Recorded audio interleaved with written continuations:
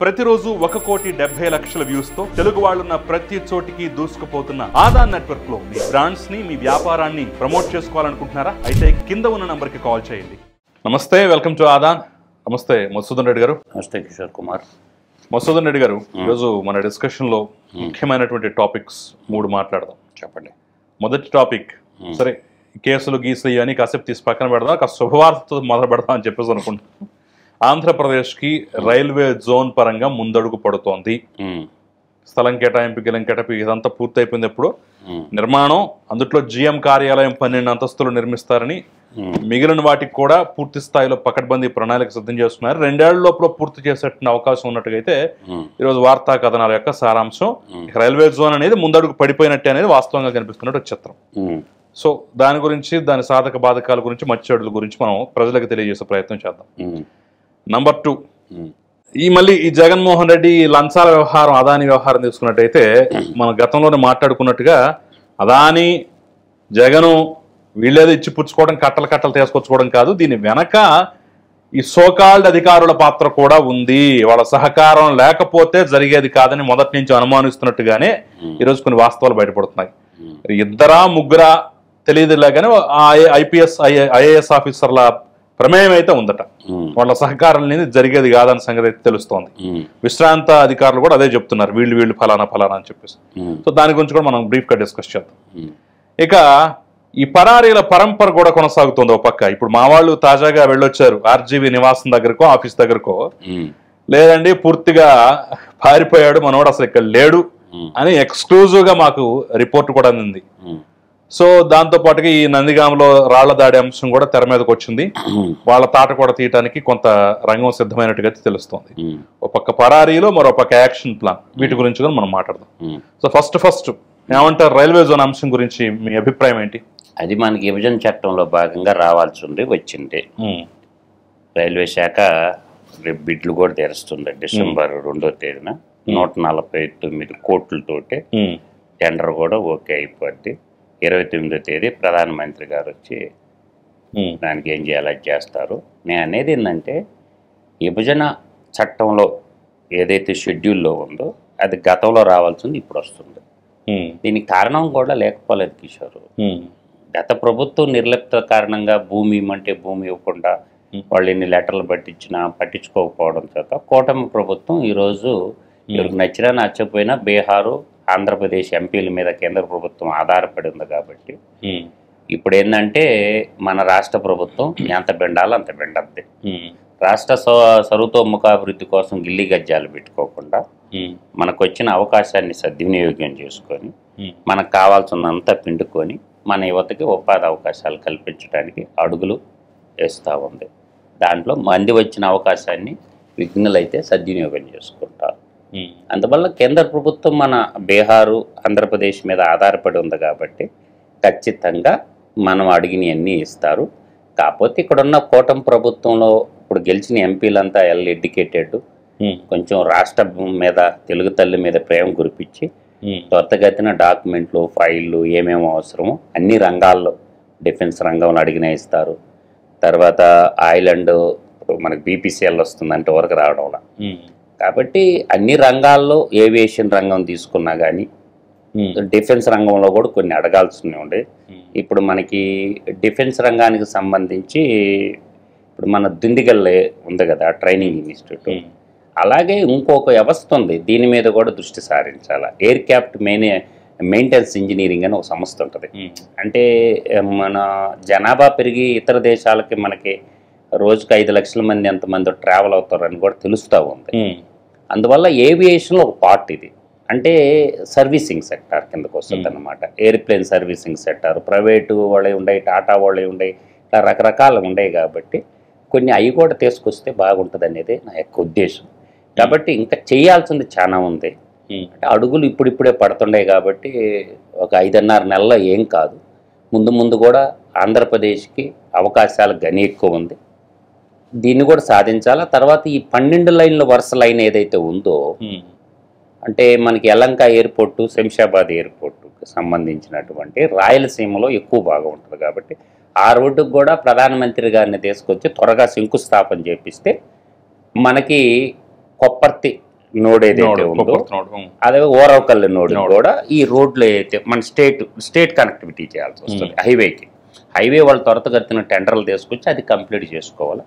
అదేవిధంగా రైల్వేకి సంబంధించినటువంటి ప్రాజెక్టులు కూడా కొన్ని సాధించాల్సిన రైల్ ఇంజిన్ మ్యానుఫ్యాక్చరింగ్ కానీ, తర్వాత రైల్ కోచ్ కానీ, వ్యాగన్ కానీ, వీల్ ఫ్యాక్టరీ కానీ, ఈ 4 సంబంధించిన ఒకటి 4 సంవత్సరాల 4 అన్నా సాధించాలా. రైల్వేకి ప్రతిపాదనలు చేస్తే ఇంకా బాగా ఉంటుంది. ఇప్పుడు డిఫెన్స్ సెక్టార్లో మనకి సంబంధించిన ఏమి లేవు పెద్దగా. మనం చూస్తే నేవల్ ఏదో ఉంటుంది కానీ షిప్ బాడీ బిల్డింగ్ విశాఖపట్నంలో డిఫెన్స్కి సంబంధించినటువంటి డిఆర్డిఓకి సంబంధించింది, డిఎల్ఆర్డిఓకి సంబంధించింది అట్లాంటివి కూడా కొన్ని సాధించాలా. డిఫెన్స్ రంగంలో కొన్ని సాధించాలా. ఇంకోటి ఏంటంటే ఏవియేషన్కి సంబంధించి నేను చెప్పాను చూసావా, శిక్షణా తరగతులు అది సాధించాలా. ఇంకా అడుగులు చాలా పడాల్సినటువంటి ఆవశ్యకత ఉంది. దాని ఒక్కదానితోటనే రైల్వే జోన్ ఒక్కదాంట్లో రైల్వే జోన్ ఇచ్చారు, ఓకే ఒప్పుకుంటాం. రైల్వేకి సంబంధించినటువంటి ఇండస్ట్రీస్ ఎందుకు రావు? ఇంకా దీన్ని బాగా మనం ఆలోచన చేసుకోవాలి. Wheel factory, coach factory, engine factory, wagon factory, ఈ 4 ఫ్యాక్టరీలు మనకు రావాల్సినటువంటి పరిస్థితి ఉంది. ఖచ్చితంగా పట్టుబడితే ఇస్తారనేటటువంటి నమ్మకం. దీనివల్ల ఏంటంటే ఇంజిన్లు తయారు చేసి వ్యాగన్లు తయారు చేసి ఇవాళ తమిళనాడులో ఎక్కువ ఉన్నాయి కదా, శ్రీపెరంబుతూరులో. మనకెందుకు ఇవ్వరు అంటే మన మంత్రులు కూడా, కేంద్రంలో ఉన్న ఎంపీలు కూడా పట్టుబడితే మనకి ఎంప్లాయ్మెంట్ వస్తుంది. సెంట్రల్ గవర్నమెంట్ ప్రాజెక్ట్ కాబట్టి మనం స్థలం ఇస్తే సరిపోద్ది. అందువల్ల ఏంటంటే దీని మీద కూడా చేయాలి. అందువల్ల ఏంటంటే బాధ్యత అని మాత్రం నేను చెప్పగలను. రైల్వే జోన్ రావటం మంచిదే. ఉత్తరాంధ్రాల దానికి సంబంధించిన త్వరితగతిన ఇవి కూడా ఉన్నాయి కొన్ని. మనకి షెడ్యూల్లో ఇచ్చినటువంటి దాంట్లో మనకి సెంట్రల్ స్పాన్సర్డ్ స్కీమ్స్ అయి కాదు, ఇన్స్టిట్యూషన్స్ పెండింగ్ చాలా ఉంటాయి. సెంట్రల్ స్పాన్సర్డ్ ఇన్స్టిట్యూషన్లు ఉన్నాయి, అవి కూడా పూర్తిగా కంప్లీట్ కాలేదు. గత ప్రభుత్వ హయాంలో కాకుండా అంతకు ముందు చంద్రబాబు నాయుడు మొదటి దఫాలో అప్పటి నుంచి చాలా చోట చాలా వచ్చాయి, స్థలాలు కూడా కేటాయించారు. వీళ్ళు మొగ్గు చూపకపోవటం వల్ల కొన్ని గ్రౌండ్ అవల గ్రౌండ్ కాదు అడగకపోవడం, పట్టుబట్టకపోవడం, ఎప్పుడు కంప్లీట్ చేస్తారనే విషయం కొంచెం రైజ్ చేయకపోవడం భారత పార్లమెంట్లో వచ్చినటువంటి నష్టాలు. ఏ అయితే పెండింగ్ సెంట్రల్ గవర్నమెంట్ పెండింగ్ ప్రాజెక్టులో వీటన్నిటి మీద పట్టుబట్టాలా, గట్టి పట్టుబట్టాలా. అది ఎంపీల బాధ్యత అని నేను అంటున్నాను. ఇప్పుడు కళహస్తి నడికుడి రైల్వే లైన్ ఉంది. కనీసం బహుశా నువ్వు పుట్టినప్పుడు అనుకొని ఉంటారు ఈ ప్రాజెక్ట్. నడికుడి నుంచి కాళహస్తి వరకు అంటే ఎంగటగిరి దగ్గర కలుస్తుంది. ఆ రైల్వే లైన్ ఎందుకు పెండింగ్ ఆగిపోయింది అంటే 280 కోట్లు డబ్బులు లేవా? ప్రభుత్వం దగ్గర 287 కోట్లు స్టేట్ అమౌంట్ ఇచ్చేస్తే వాళ్ళు మేము కంప్లీట్ చేస్తామన్నారు. ఆ ప్రాజెక్ట్ ఏమైంది అంటే బాధ్యత గల ఎంపీలు, ఇప్పుడు తిరుపతి ఎంపీ ఉన్నాడు, నెల్లూరు ఎంపీ ఉంటారు, ప్రకాశం జిల్లాకు సంబంధించినటువంటి ఒంగోలు ఎంపీ ఉంటారు. ఇప్పుడు నరసరావుపేట ఎంపీ ఏమంటాడంటే నా పని అయిపోయింది, నా నియోజకవర్గంలో కంప్లీట్ అయింది అంటాడు. అంటే శావల్యపురం దాకా కంప్లీట్ అయిపోయింది. ఇంకా బాధ్యత ఊరి మీద పడిందంటే ఒంగోలు ఎంపీ, తర్వాత నెల్లూరు ఎంపీ, తర్వాత తిరుపతి ఎంపీ, ఈ 3 ఎంపీల మీద బాధ్యత ఏర్పడింది. ఆ బాధ్యత కంప్లీట్ చేయాలంటే ఏం చేయాలంటే రాష్ట్ర ప్రభుత్వం అనుకున్న అమౌంట్ వాళ్ళకి ఇచ్చేస్తే ఆ ప్రాజెక్ట్ చాలా గొప్ప ప్రాజెక్ట్. ఎందుకంటే సైక్లోన్స్ వచ్చినప్పుడు కోస్టల్ లైన్ ప్రాజెక్ట్ ఏదైతే ఉందో NH16 అంటారు, అంతకుముందు NH5 ఉండేది, ఇప్పుడు NH16గా మారింది. ఆ రోడ్లు ధ్వంసమైన, ఆ రైల్వే ట్రాక్లు ధ్వంసమైన, మనకి ఉత్తర భారతదేశం నుంచి మనం సౌత్ ఇండియాకి పోవాలంటే ఈ ట్రాక్ బాగా పనిచేస్తుంది.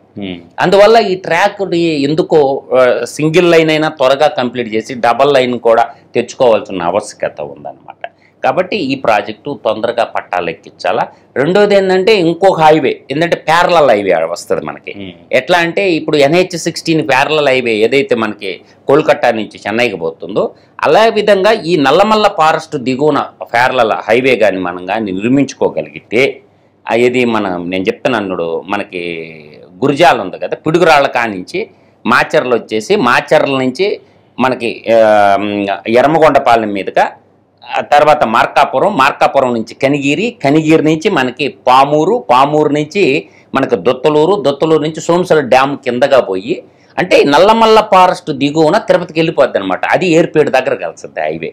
దీన్ని కూడా 4 లైన్ హైవేగా దాన్ని డెవలప్మెంట్ చేసి దాని side left side right side చాలా ప్రభుత్వ భూములు ఉంటాయి, పరిశ్రమలకు అనుకూలమైనటువంటి వాతావరణం ఉంటుంది. దానికి సంబంధించినటువంటి రైల్వే లైను, నేను చెప్పాను కదా నడికుడి కాళహస్తి రైల్వే లైను, ఆ హైవే లైను కంప్లీట్గా చేసుకుంటే ఆ బెల్ట్ నల్లమల్ల ఫారెస్ట్ కింద ఆ దిగువ భాగాన బ్యాక్వర్డ్ ప్రాంతం అదంతా కూడా. ఏది ఎర్మగొండ, ఇప్పుడు ఒక రకంగా తెలిస్తే మాచర్ల కానీ బ్యాక్వర్డ్ ప్రాంతం కిందకి వస్తుంది, ఎర్మగొండపాలెం బ్యాక్వర్డ్ ప్రాంతం కిందకి వస్తుంది, మార్కాపురం బ్యాక్వర్డ్ ప్రాంతం కిందకి వస్తుంది, దాని కింద గిద్దలూరు బ్యాక్వర్డ్ ప్రాంతం కిందకి వస్తుంది, దాని తర్వాత గిద్దలూరు తర్వాత కనిగిరి బ్యాక్వర్డ్ ప్రాంతం కింద వలసలు ఎక్కువగా ఉండే ప్రాంతం, ఉదయగిరి కూడా వలసలు అధికంగా ఉండేది. ఆత్మకూరు నియోజకవర్గంలో ఒక 3 మండలాలకి, దాని తర్వాత మీరు అటు వెళ్ళారనుకోండి రాపూర్ నియోజకవర్గం, అది పోయి ఇప్పుడు ఎంగడగిరి అయింది. ఆ ఎంగడగిరి ప్రాంతం అట్టా తిరుపతికి పోయేదానికి కూడా ఇంకొక కొత్త రోడ్డు, కొత్త రైల్వే లైన్ రావడం వల్ల మనకి పరిశ్రమలు వచ్చేసి అక్కడున్న యువతకి వలసలు అరికట్టడానికి ఉపాధి కల్పన కూడా సరిపోతే, ప్రభుత్వ భూములు కూడా అధికంగా ఉన్నటువంటి ఇప్పుడు దనకొండ ప్రాంతంలో దాదాపు 2 లక్షల ఎకరాలు ప్రభుత్వ భూములు ఉన్నాయి అన్నమాట. రెండోది ఏంటంటే పరిశోధన కానీ బాగా కానీ చేసినట్టయితే 3 కొండల మధ్య ఉంటుంది ఆ ప్రాంతం. అందమైనటువంటి చాలా అందమైన ప్రాంతం అది, పుట్టింగ్ కూడా ప్రాబ్లం ఉండదు. కాబట్టి దీనికి లింక్ అప్పుడు ఏంటంటే పోల సుబ్బయ్య ఏలుగొండ ప్రాజెక్టు, నల్లమల్ల ప్రాజెక్టు 43.5 టీఎంసీల నల్లమల్ల ప్రాజెక్టు కానీ కంప్లీట్ చేసుకోగలిగితే శ్రీశైలంలో నుంచి వచ్చేటటువంటి వాటర్ అక్కడ నిల్వ పెట్టుకొని ఆ ప్రాంతం అంతా సస్యశ్యామలం అవడానికి. రెండోది ఆ కనిగిరి, ఉదయగిరి, ఈ మార్కాపురం కొండల 3 కొండల మధ్యలో ఉంటుంది అనమాట. చూడటానికి కూడా చాలా అందంగా ఉంటుంది. ఆ ప్రాంతం మీద కూడా ప్రభుత్వం ఫోకస్ చేసేసి ఒక నూతన సిటీ నిర్మాణంగా చేయగలిగితే, ట్రై జంక్షన్ అంటారు దాన్ని, చాలా మందికి తెలియని ఏంటంటే ట్రై జంక్షన్ అంటారు అనమాట.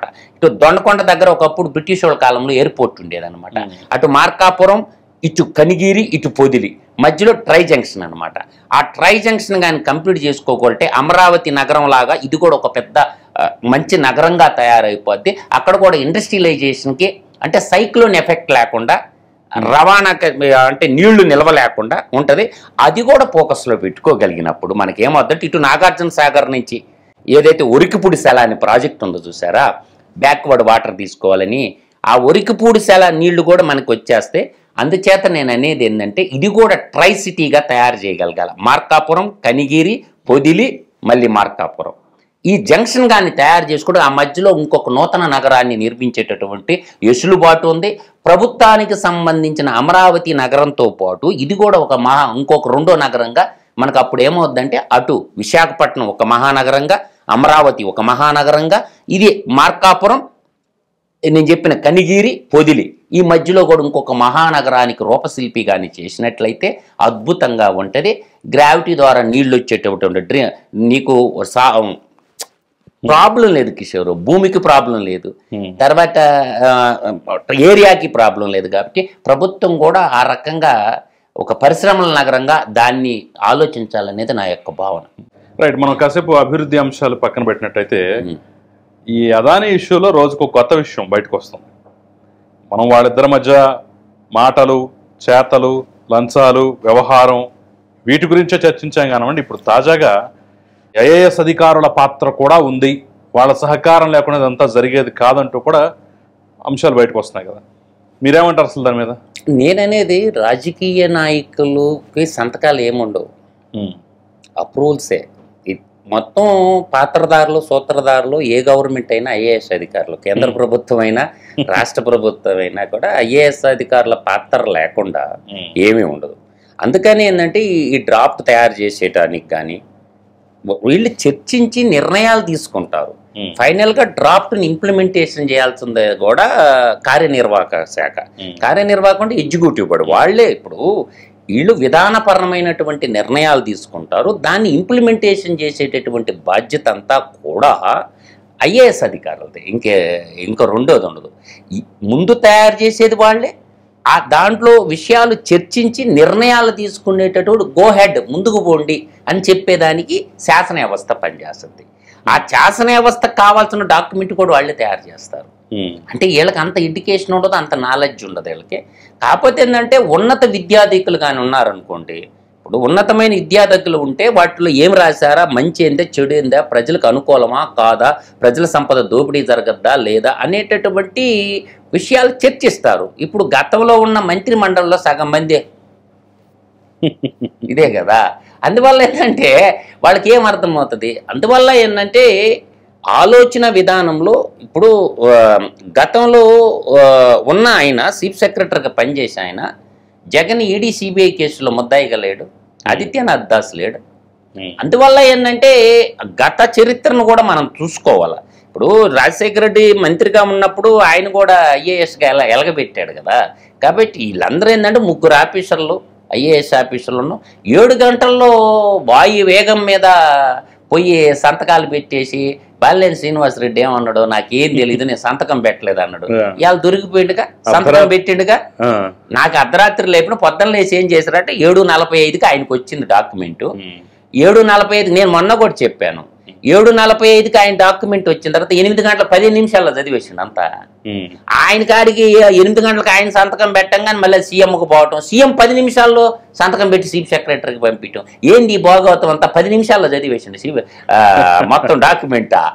అందువల్ల ఏంటంటే ఇదంతా దొంగలు ఊళ్ళు పంచుకున్నట్టు తోడేళ్ల ముఠా చేరి ఈ కలికాల కాలకేయులు ముఠా చేసేసి ప్రజలు ఏమైతే పోయింది. కానీ మరి మొన్న చాలా అందంగా మా పిఏనో పిఎస్ వద్దన్నాడు, ఇదేదో గూడు పుటాని ఉందన్నాడు, అందుకని అర్ధరాత్రి లేపేసరికి నేను సంతకం పెట్టలేదు, నాకు చెప్పకుండా నెక్స్ట్ క్యాబినెట్ మీటింగ్ పెట్టేసి అప్రూవల్ చేసేసుకున్నా, నా ప్రమేయం లేకుండా అని చెప్పేసి అందంగా అద్భుతంగా అల్లాడు.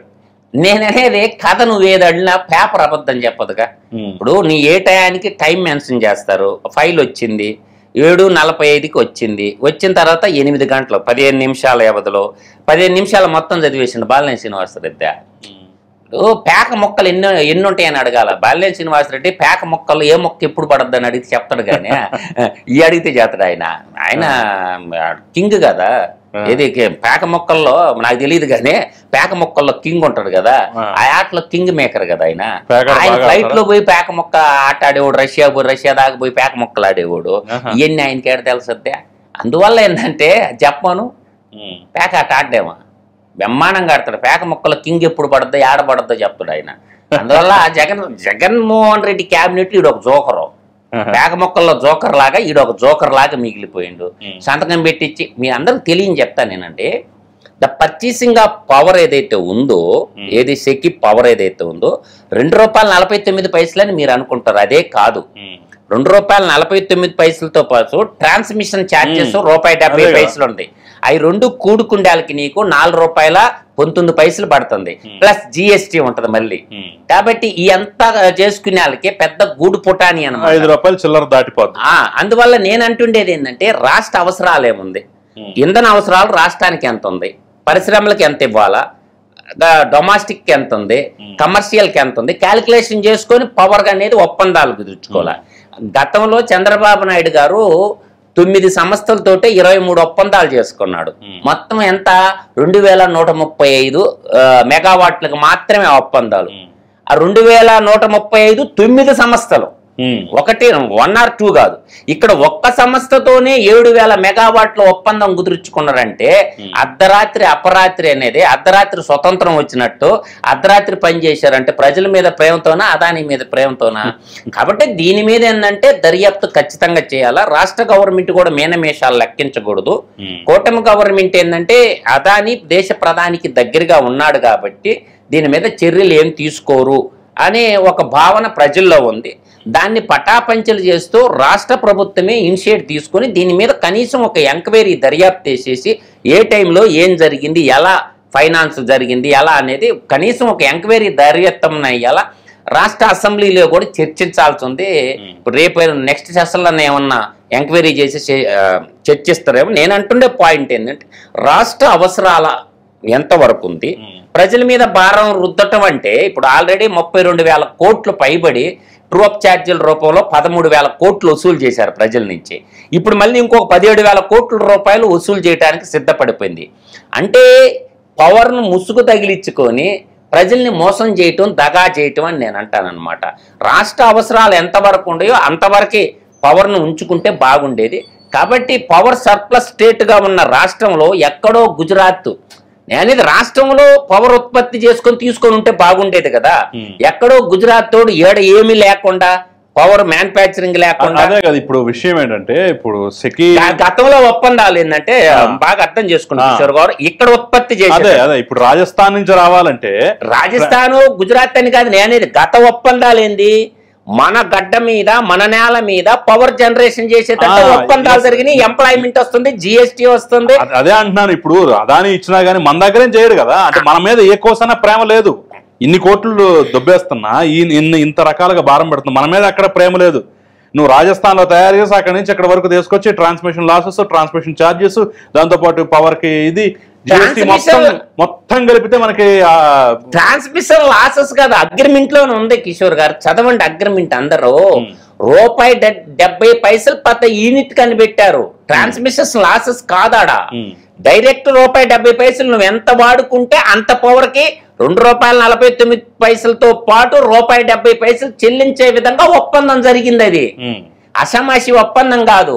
ఓవరాల్ గా 1,10,000 కోట్ల రూపాయలు ఆంధ్రప్రదేశ్లో తిక్కలోళ్ళి ఆడికి చెల్లిస్తారా ఏంది?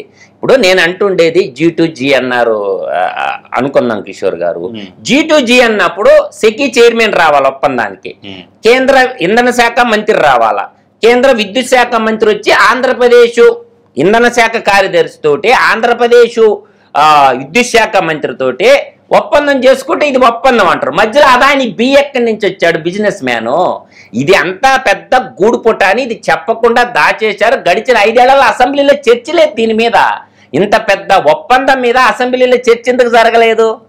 అందువల్ల ఏంటంటే చెప్పాల్సింది చెప్పకుండా ప్రజలకు ఏం తెలియదులే, గొర్రెల్లే, మేము సంక్షేమ పథకాలు ఇస్తే మాకు ఓట్లు వేస్తారు అనుకుంటే కర్రుగాల్చి వాత పెట్టారు.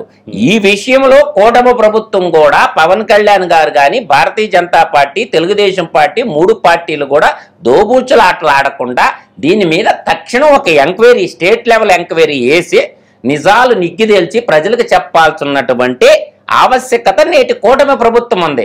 కూటమి ప్రభుత్వం మేము తప్పించుకుంటామంటే కుదరదు. ఈ విషయంలో ప్రజలు కోరుకుంటున్న ఏంటంటే ఇక్కడ జరిగిన మనం నోటితో మాట్లాడి నొసలతో ఎక్కిరించడం కాదు, ఫలిత తప్పు ఎక్కడ జరిగిందో బయట పెట్టాలా, ముందు తక్షణం ఆ IAS ఆఫీసర్లను అరెస్ట్ చేయాలా.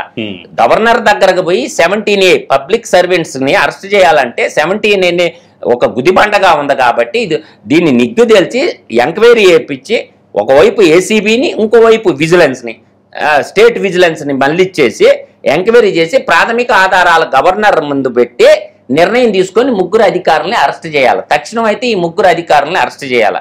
అరెస్ట్ చేయకపోతే కూటమి ప్రభుత్వాన్ని కూడా క్షమించరు ప్రజలు. ఎందుకంటే ఆయన తప్పు చేసేవాడిని శిక్షించమనే కదా 93% స్ట్రైక్ రేట్ తోటి 57% ఓట్లతోటి ప్రభుత్వాన్ని ఇచ్చింది. ప్రజలకున్న ఆయుధం ఓటే కదా, మళ్ళీ 5 ఏళ్లకు వస్తుంది. అప్పుడు చూసుకుందామనంటే కుదరదు. అప్పుడు చూసుకుంటామంటే కుదరదు. ఖచ్చితంగా జగన్మోహన్ రెడ్డి కలిసి ఆడిన తోడు దొంగల తోడేళ్ల కలికాల కాలకేల ముఠాని ఎవరెవరు ఉన్నారో తేల్చి అరెస్ట్ చేయాల్సి ఉంది. నేటి కూటమి ప్రభుత్వం ఉందామని నేను ఘంటాపదంగా చెప్పగలను. తప్పించుకుంటే మాత్రం ప్రజలు క్షమించరు.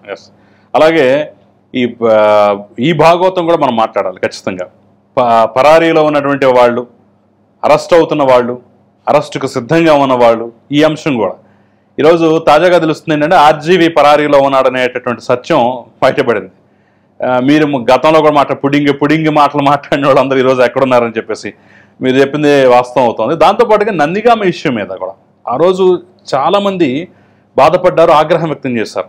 ఒక ఫ్లోలో ఇక వీళ్ళు నెక్స్ట్ గెలుస్తారనేటటువంటి ఫీలింగ్ వస్తూ ఒక్కొక్క సభ జరుగుతున్నప్పుడు చంద్రబాబు వస్తే చాలు అసలు ఇసుకేస్తే రాలనంత జనం వస్తున్నటువంటి సందర్భంలో అసలు నందిగామ నడిగడ్డ అంటే కంచుకోట లాంటి తెలుగుదేశం పార్టీకి, అలాంటి ప్లేస్లో కూడా రాళ్ళ దాడి చేయగల సాహసం చేశారు. ఆ కేసును సక్సెస్ఫుల్ గా ఇప్పటివరకు చేశారంటే చెప్తాను.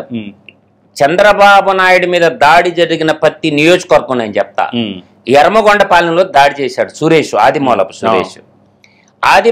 సురేష్ దాడి చేసిందంటే SC నియోజకవర్గం. నందిగామ కూడా తీసుకో SC నియోజకవర్గం. అంటే SCల్ని పావులుగా వాడుకున్నాడు జగన్మోహన్ రెడ్డి. అతను ప్రతి దిక్కడ పావులుగా వాడుకుందల్లా SCల్ని తెలుసుకోవాలి. SC సామాజిక వర్గం కూడా నీకు మీరు చూడండి, బాలినేని శ్రీనివాసరెడ్డి నేను సంతకం పెట్టను స్టడీ చేసినాక మీ మంత్రి పదవి ఊడిపోయి ఆదిమూలపు సురేష్ నుంచాడా లేదా? మీరు బాగా గుర్తుపెట్టుకోండి. అది కూడా నీకు సింకింగ్. నా మాటకే నువ్వు ఎదురు చెప్తావా? నేను పెట్టమంటే నువ్వు సంతకం పెట్టవా? అందుకని మంత్రి పదవి లేకుండా చేసిండు కదా బాలినేని శ్రీనివాసరెడ్డికి. ఆనాడు మంత్రి పదవి లేకుండా చేశాడు కదా. అందువల్ల ఏంటంటే నేను అంటుండేదంటే ఎస్సీలని అడ్డం పెట్టుకొని ఎస్సీలకి దళిత ద్రోహి చంద్రబాబు నాయుడు అని చూపించాలని చొక్కా ఇప్పేసి ఆదిమూలపు సురేష్ ఎర్మగొండపాలెంలో వీరంగం ఆడాడుగా. ఆ రోజు ఎన్ఎస్జీ కమాండోలే కదా కాపాడింది, ఆడ చేశాడు కదా. అది మిస్ అయిన తర్వాత నందిగామ సురువు చేశాడు. నందిగామ ఏంది? అది ఎస్సీ నియోజకవర్గం. అంటే ఎస్సీల్ని అంటే దళితులకి మేనమామ అని చెప్పుకునేటటువంటి మాము అంటే మళ్ళీ కొత్త అర్థం తెస్తారేమో, మాజీ ముఖ్యమంత్రి. ఈ మాము వాళ్ళని వాడుకోవటం అర్థమవుతుందా? ఈరోజు అన్ని రకాల్లో చూడండి, ఎస్సీలని హోం మంత్రి చేశాడు, వాళ్ళ మంత్రి పదవి చేశాడా? మన తెలుగు మహిళా తల్లులైనటువంటి ఇద్దరు చుచరిత ఎందుకు నోరెత్తటం లేదు? ఆ పవర్స్ ఆమె దగ్గర ఉన్నాయా? తర్వాత ఇంకొక ఆమె తానేటి వనిత, ఆమె దళిత మహిళే కదా. పేరుకి మేము హోంశాఖ ఇచ్చామంటే వాళ్ళకి హోమ్ గార్డుని ట్రాన్స్ఫర్ చేసే పర్మిషన్ కూడా మొత్తం వీడే కదా. మొత్తం రూలింగ్ చేసిందంత ఈ బ్యాచే కదా. అందువల్ల ఏంటంటే ఇక్కడ ఆలోచన విధానం కోరత్వం విధ్వంసానికి నాంది పలికాడు. బెదిరిస్తే బెదిరిపోతారు అనుకున్నాం. ప్రజాస్వామ్యంలో బెదిరిస్తే బెదిరిపోరు. అందువల్ల ఈ కోరత్వానికి పైచాచికత్వానికి తాడేపల్లి కొంపలో కూర్చొని సెక్రటేటర్ పోకుండా ఈ పనులన్నీ యాడ్ చేశాడు. కొంపలో కూర్చొని పరిపాలన చేశాడు కిషోరు.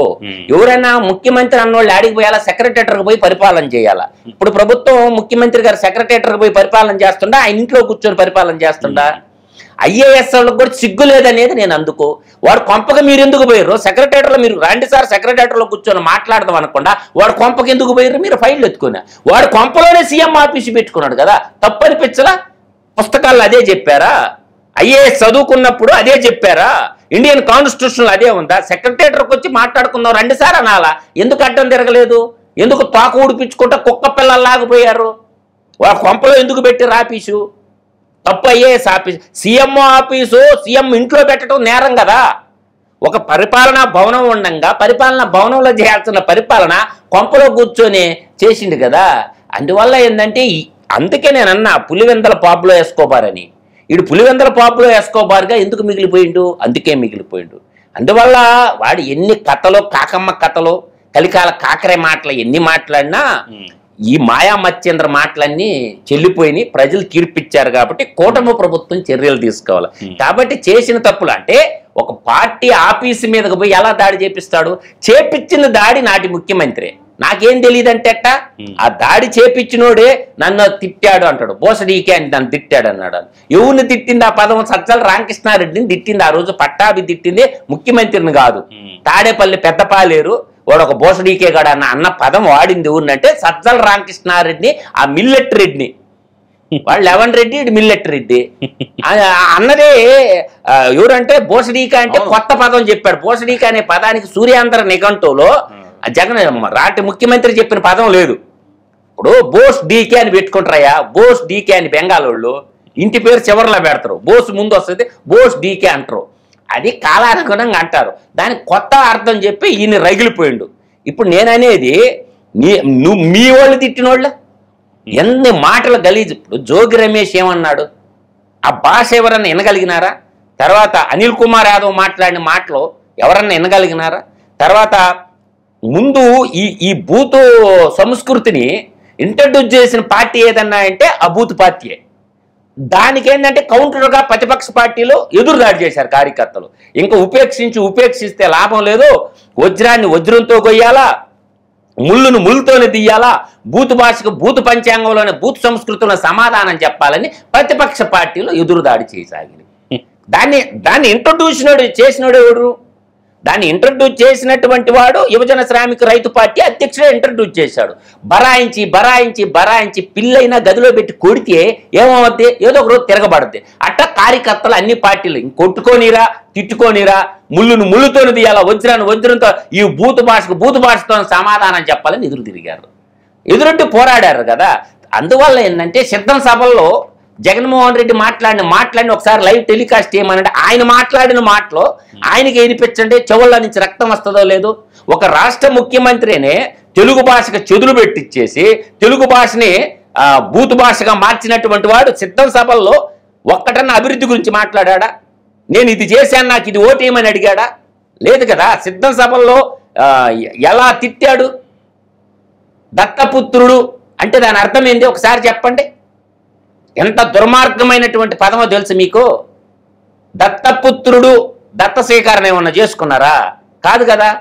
తర్వాత భార్యల గురించి లేవనెత్తిన ముఖ్యమంత్రి స్థాయిలో నుండి 3 ఏళ్లకి 4 ఏళ్లకి చెప్పాల్సింది ప్రజలకి ఏం చెప్పాలా? ఇదిగో నేను ఈ అభివృద్ధి చేశాను, నేను రాబోతే ఇది చేస్తాను, నాకు ఓటేయమని మాట్లాడాలా. ముఖ్యమంత్రి భూత పంచాంగం లగించుకుంటే కిందనున్న కోతులు గమ్ముగా ఉంటాయా? మోక కోతులు, మోక కాలకేయులు గమ్ముగా ఉంటారా? మా అధ్యక్షుడే మాట్లాడతాడు, మేము మాట్లాడితే తప్పు వచ్చింది అన్నాడు. ఇవాళ ప్రభుత్వం మారింది, చర్యలు తీసుకుంటున్నారు. తల్లిని వదలకపోతేవి, చెల్లెళ్ళు వదలకపోతేవి, రాష్ట్రంలో ఉన్న ప్రజానాయకులు వదలకపోతేవి, టీచర్లు వదలకపోతే ఎవరిని వదిలిపెట్టినాడు గాన? అందరి మీద దాడి చేసినావు. ఈరోజు నీ మీద చేస్తుంటే బరాయించలేకపోతున్నావు. అందువల్ల ఏంటంటే మనం ఏది నాటితే అదే చుట్టు మొలచుద్ది. నువ్వేదైతే ప్రయోగించినో అది నీకే.